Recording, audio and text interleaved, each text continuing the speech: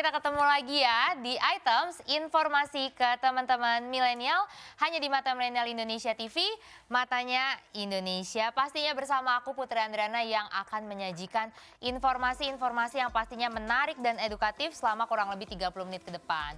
Tapi kalau misalnya kita ngomong-ngomong soal edukatif nih ya, ini tuh berkaitan banget sama tema kita hari ini karena kita mau ngebahas Hari Pendidikan Nasional. Karena memang setiap tanggal 2 Mei Indonesia itu memperingati Hari Pendidikan Nasional.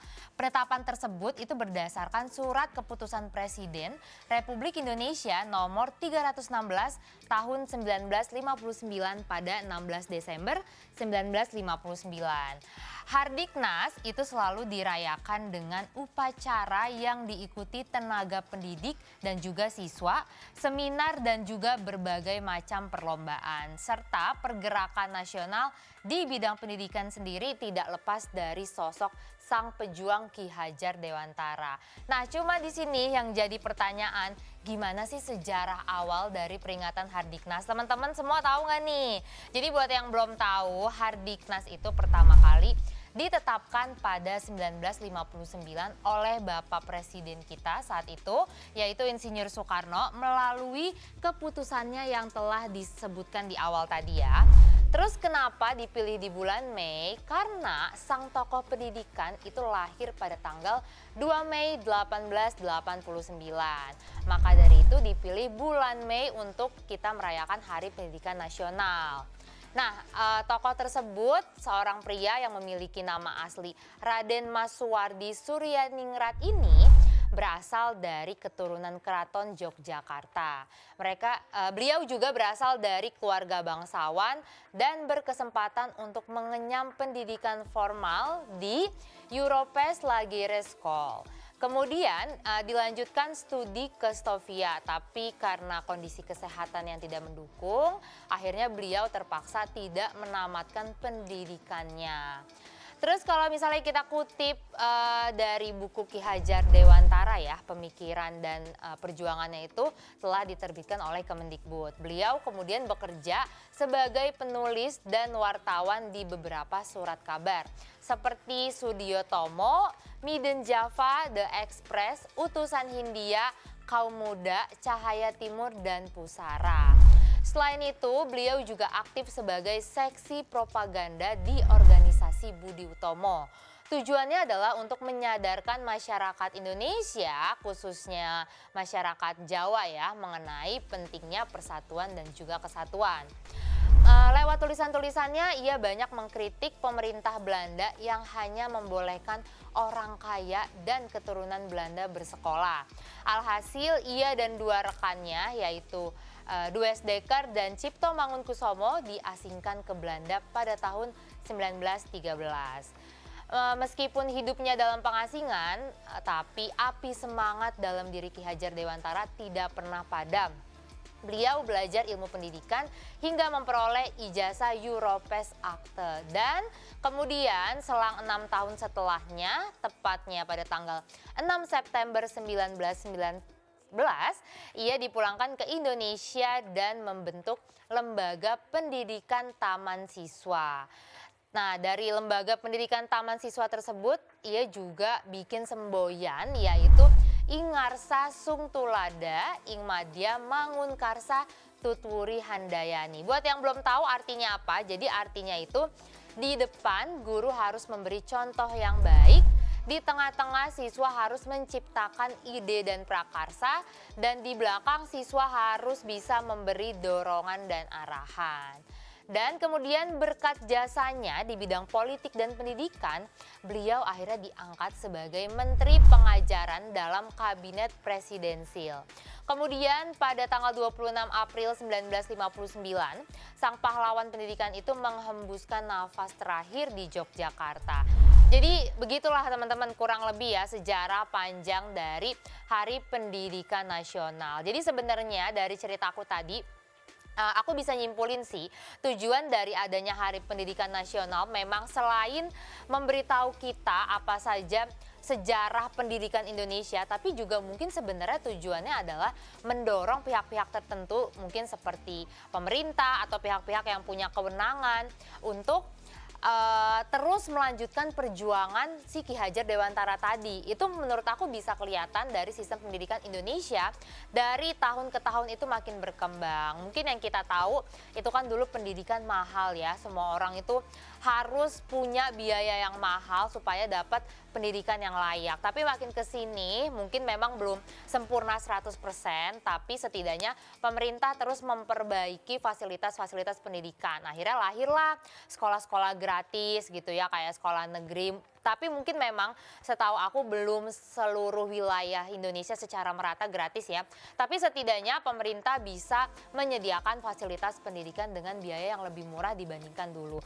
Dan saat ini semua orang itu berhak mendapatkan pendidikan yang layak atau pendidikan wajib 12 tahun dibandingkan zaman dulu, zaman perjuangan Ki Hajar Dewantara itu hanya orang-orang Belanda saja yang bisa bersekolah. Nah, kita sekarang tugasnya juga harus terus melanjutkan perjuangan dari pahlawan-pahlawan pendidikan sebelumnya ya.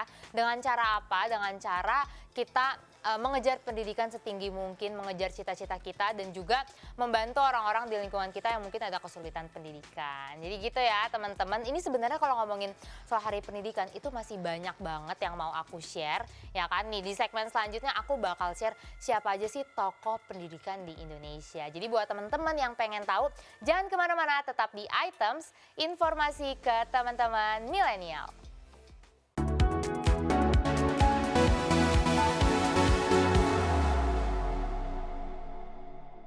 Oke teman-teman, balik lagi sama aku tentunya masih di Items, informasi ke teman-teman milenial. Kayak yang tadi aku udah sampein di segmen sebelumnya ya, kita masih sama-sama merayakan Hari Pendidikan Nasional. Dan sebenarnya maknanya tuh apa sih? Salah satunya yaitu kita harus mengenang jasa-jasa para pahlawan pendidikan di Indonesia yang telah gugur. Dan kalau misalnya kita ngomongin soal tokoh pendidikan atau pahlawan pendidikan, itu memang ya kiprah Ki Hajar Dewantara di bidang pendidikan tanah air memang sudah tidak bisa diragukan lagi. Kepeduliannya terhadap pendidikan di Indonesia melahirkan Perguruan Nasional Taman Siswa yang menjadi cikal bakal sistem pendidikan di Indonesia. Tapi selain Ki Hajar Dewantara, ternyata ada loh tokoh-tokoh pahlawan nasional lain dan sosok inspiratif di Indonesia yang juga berjuang di jalur pendidikan. Nah, penasaran gak sih siapa aja tokoh-tokoh tersebut? Langsung aja kita bahas. Yang pertama ada Raden Ajeng Kartini atau biasa disebut Raden Ayu yang lahir pada 21 April 1879 dan wafat pada 17 September 1904. Kartini ini adalah seorang tokoh Jawa dan pahlawan nasional Indonesia. Beliau juga dikenal sebagai pelopor kebangkitan perempuan pribumi. Surat-suratnya yang dibukukan dengan tajuk Habis Gelap Terbitlah Terang itu memuat cita-cita dan pemikiran-pemikirannya dalam memperjuangkan hak perempuan di Indonesia. Tidak hanya emansipasi, Kartini juga peduli terhadap pendidikan wanita-wanita pribumi yang kala itu tidak bisa mengenyam bangku pendidikan. Di akhir hayatnya, beliau mendirikan sekolah wanita yaitu Kartini School, di mana Kartini School dirembang untuk wanita pribumi supaya bisa merasakan mengenyam pendidikan. Nah, selain Raden Ajeng Kartini ada juga Dewi Sartika yang merupakan pahlawan wanita asal bumi Parahyangan. Beliau lahir pada 4 Desember 1884 di Cicalengka, Jawa Barat.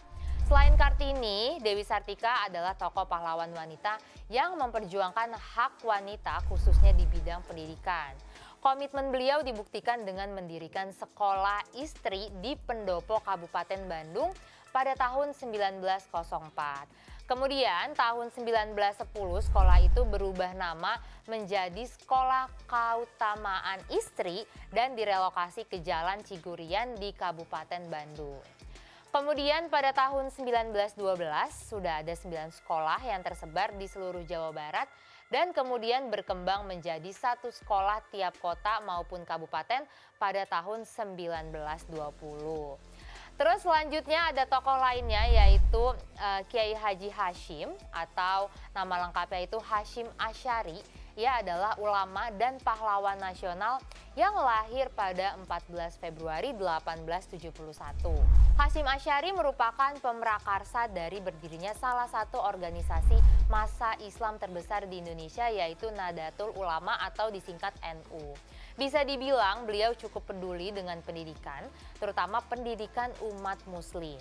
Sepulangnya menimba ilmu di Mekah pada 1989, beliau mendirikan pesantren Tebu Ireng yang menjadi pesantren terbesar di Pulau Jawa pada abad ke-20.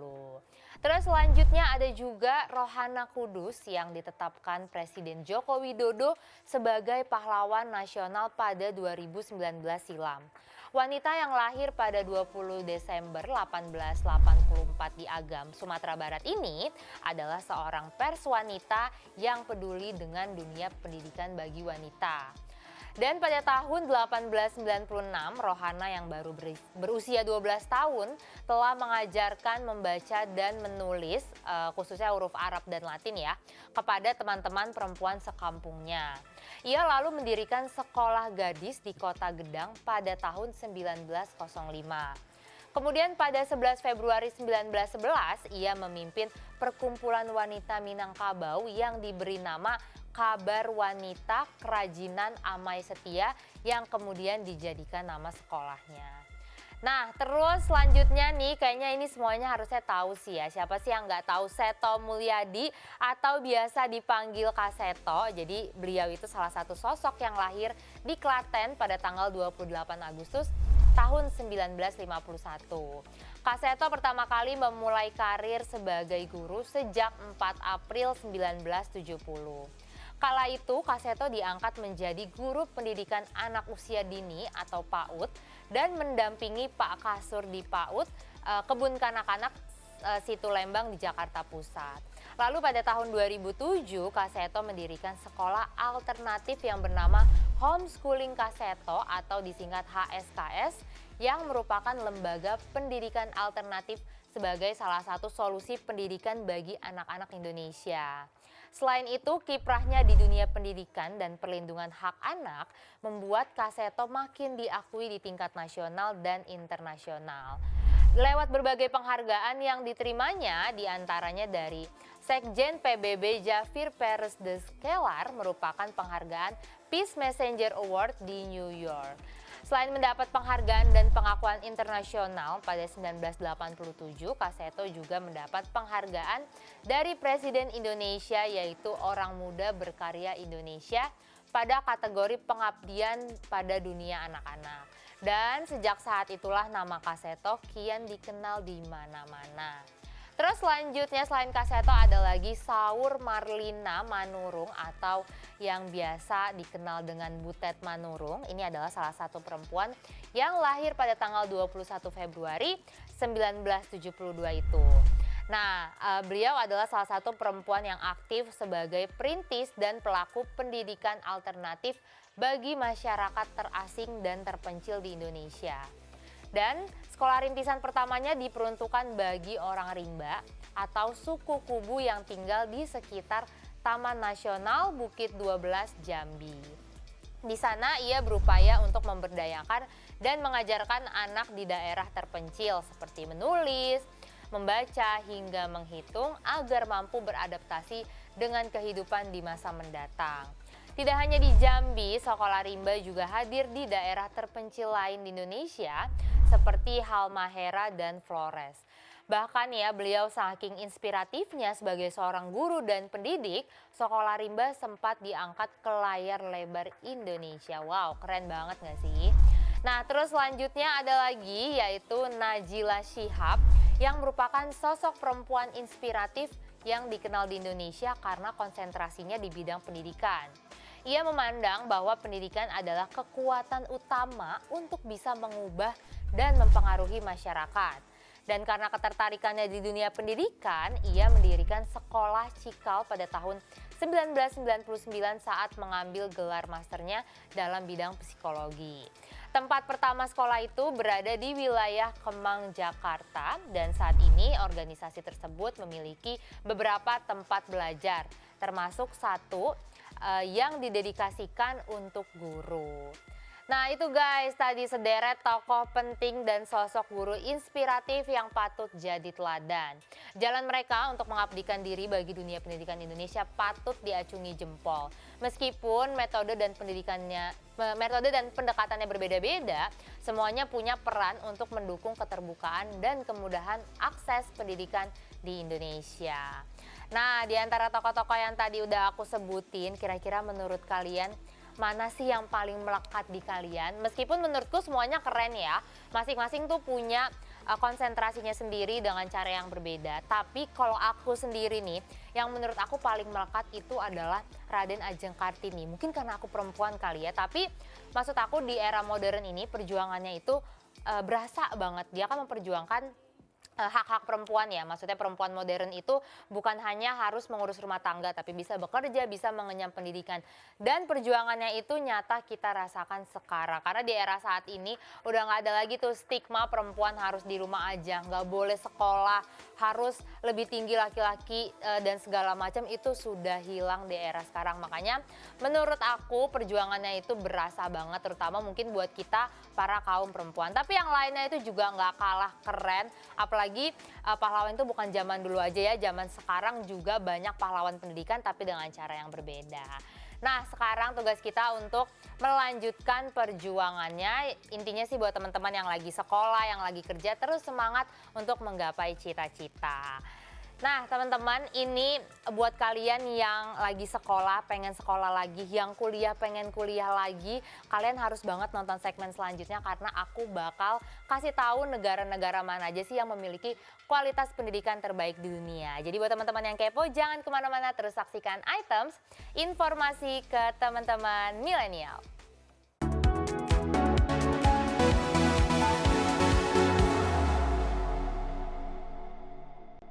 Oke teman-teman, balik lagi ya bersama aku masih di Items, informasi ke teman-teman milenial. Dan kita masih merayakan Hari Pendidikan Nasional. Tadi kayak yang sudah aku janjikan di segmen sebelumnya, di segmen ini aku bakal jelasin negara mana aja sih yang memiliki kualitas pendidikan terbaik di dunia ya.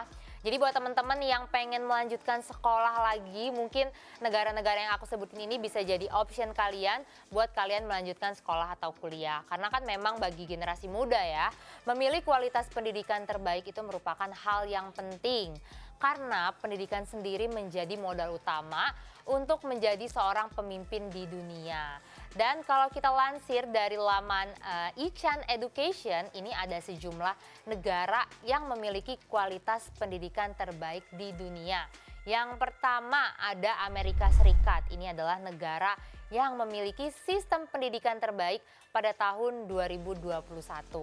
Selama 2 tahun berturut-turut, Amerika Serikat selalu menjadi negara yang menawarkan kualitas pendidikan terbaik nomor 1 di dunia. Sistem pendidikan kekuasaan Joe Biden ini sebagian besar dibiayai oleh pemerintah federal dan merupakan biaya hasil pajak properti negara bagian. Di mana di sana pelajar harus mengikuti sistem pendidikan dari taman kanak-kanak hingga sekolah menengah atas. Dan di sana suasana pembelajaran pada sekolah dasar itu amatlah berbeda karena dengan pembelajaran sekolah di Indonesia, di mana satu kelas terdiri dari 20 hingga 30 siswa. Sementara itu, pada pendidikan menengah, pelajar diwajibkan untuk mempelajari ilmu pengetahuan alam, matematik, bahasa Inggris, dan olahraga. Ada juga pelajaran tambahan yang dapat dipilih pelajar sesuai dengan minat dan kemampuan. Dan yang terakhir, Amerika Serikat juga merupakan rumah bagi 8 dari 10 universitas terbaik di dunia menurut US News. Salah satunya ada Harvard, Stanford, dan masih banyak lagi. Terus yang gak kalah keren dari Amerika Serikat ada negara Inggris, di mana setiap warga Inggris diwajibkan mengikuti pendidikan dasar dan menengah yang dimulai ketika berumur 5 tahun hingga 16 tahun. Pendidikan ini juga terbagi menjadi 4 jenjang yang berlaku di negara tersebut, di mana beberapa tipe sekolahnya ditentukan oleh tipe pendanaan yang diterima oleh pihak pengelola sekolah tersebut. Menurut US News, Inggris menawarkan sistem pendidikan terbaik sekaligus menjadi negara yang mempunyai 2 universitas yang masuk pada peringkat top 10 universitas global terbaik di dunia. Sebut saja Oxford dan Cambridge University. Dan sistem pendidikan di negara Inggris diatur dan diawasi langsung oleh Department for Education dan Department for Business, Innovation and Skill. Nah, tadi udah ada Amerika Serikat dan Inggris, selanjutnya ada Jerman yang juga masuk ke dalam daftar negara yang memiliki kualitas pendidikan terbaik di dunia. Jerman juga merupakan salah satu tujuan utama pelajar untuk menempuh studi di bidang kedokteran spesialis, terus juga otomotif, teknik, dan penerbangan. Di negara Fatherland ini, mereka mengenalkan sistem pendidikan dengan konsep taman kanak-kanak atau prasekolah sebelum adanya pendidikan wajib sekolah dasar. Dan setelah menyelesaikan pendidikan tingkat dasar pada grade 4, pelajar Jerman direkomendasikan untuk mengambil salah satu dari program sekolah sekunder berdasarkan performa akademik. Jadi memang dia menyesuaikan dengan kemampuan akademik si siswa. Terus selanjutnya ada Kanada yang mengharuskan para siswanya untuk menyelesaikan pendidikan selama 2 tahun pada sekolah profesional khusus sebelum mengikuti program studi pada jenjang pendidikan. Dan untuk sistem pendidikan yang digunakan, Kanada dinilai tidak memberatkan para siswanya karena pendidik di sana tidak pernah membebankan murid dengan tugas yang banyak. Sehingga anak menjadi dapat berkembang secara maksimal baik di dalam maupun di luar lingkungan sekolah. Wah, ini kayaknya favorit anak-anak sekolah nggak sih, dikasih tugasnya tuh yang dikit gitu ya. Yang penting kita datang sekolah, nanti setelah pulang sekolah kita bebas untuk sekolah lain lagi. Nah, tapi ada lagi ternyata selain Kanada yang gak kalah keren, yaitu Prancis yang memiliki kualitas pendidikan terbaik di dunia. Pendidikan di Prancis itu berdasarkan kurikulum nasional yang mewajibkan pendidikan mulai dari usia 6 sampai 16 tahun. Setiap tahunnya siswa sekolah menengah atas yang sudah lulus akan mengambil program Baccalaureate, di mana kualifikasi akademik ini sangat penting agar para pelajar bisa melanjutkan studi ke jenjang perguruan tinggi. Bahkan pemerintah Prancis sudah mengalokasikan 21% total anggaran nasionalnya untuk menjaga kualitas dan memajukan sistem pendidikan.